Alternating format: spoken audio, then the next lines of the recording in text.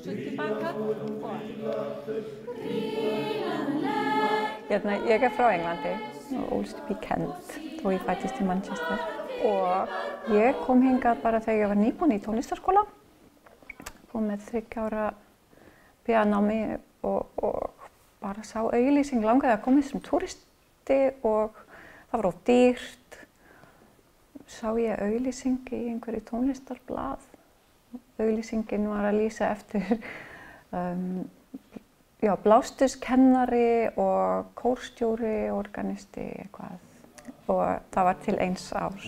Ég var búin að vera í 1 ár og svona aðeins farin að tala íslensku og þar með aðeins farin að kynnast fólki og aðeins komin inn í starfið að teka svolítið tíma.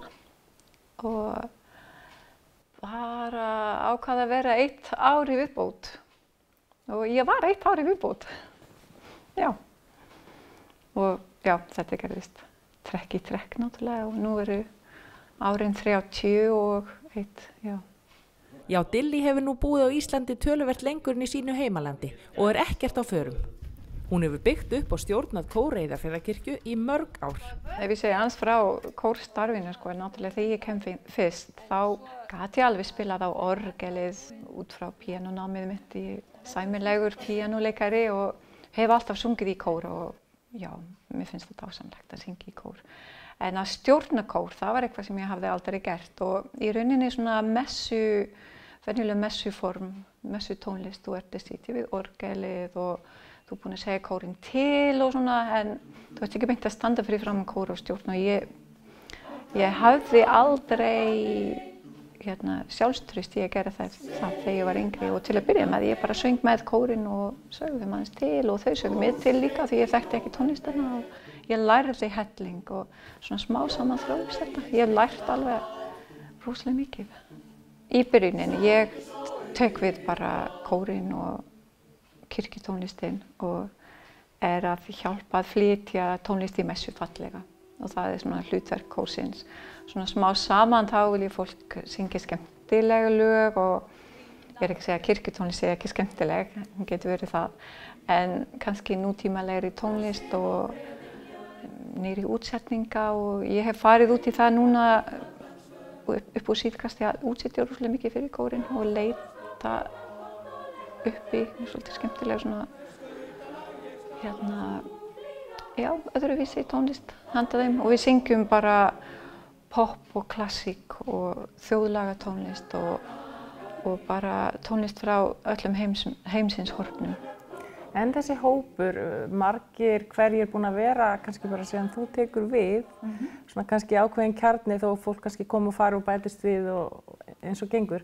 En þetta hlýtur að vera mikil vinátta og samheldni sem liggur í svona hóp. Já, það held ég að þetta ofsalega gott fólk og bara, já, maður ætti nota tækifæri að þakka þeim fyrir bara öll þessi ár sem við höfum unnið saman. Það búið að vera bara mjög gaman en það hljóma núna eins og kórinn sé 150 ára. Fólkið ekki það gamalt, það hlýtur að hafa verið kornungt þegar ég kom.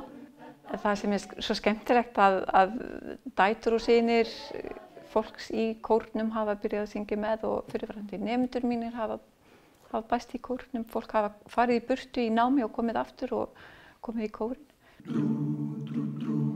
Á hverju árum þetta bil, elska ég að vera til, hjartað aðeins örar slær, aðvendan hún færist nær, segjurnar finna þeir, húsið skreytt í nóvember, jólalögin spila hátt. Nú aðvendan hafin. Ert þú sjálf persónulega með einhverja hefð sem þú heldur alltaf á aðventu? Á aðventu? Kannski ekki viljandi. Ég held að hefðin hjá mér að vera nánast aldrei heima hjá mér á aðventunni. Ég ekki að föndra. Ég reyni að baka. Ég held að ég sé oftast að éta það sem aðrir hafa bakað um aðvendunni. Ég nýt þess að finna ilminn, jólailminn. Ég held að það bara snýst að vera á stanslausum tónlistaræfingum og að reyna ekki að fljúga hausinn. Það er aðvendan. Jólalögg og gotteri, teppavafinn liggja á spá, í jólagjafir til og frá. Tíminn æðir áfram, ég hef enga stjórn á því. Það svo margt að gá, ég þarf að redda. Villi bráð, það að koma jól. Ég kunnulegar kennir fyrir og vaxi brjósti mér. Og heilu stundin færist nær. Stjarna lýsir skær, já loksins komin jól.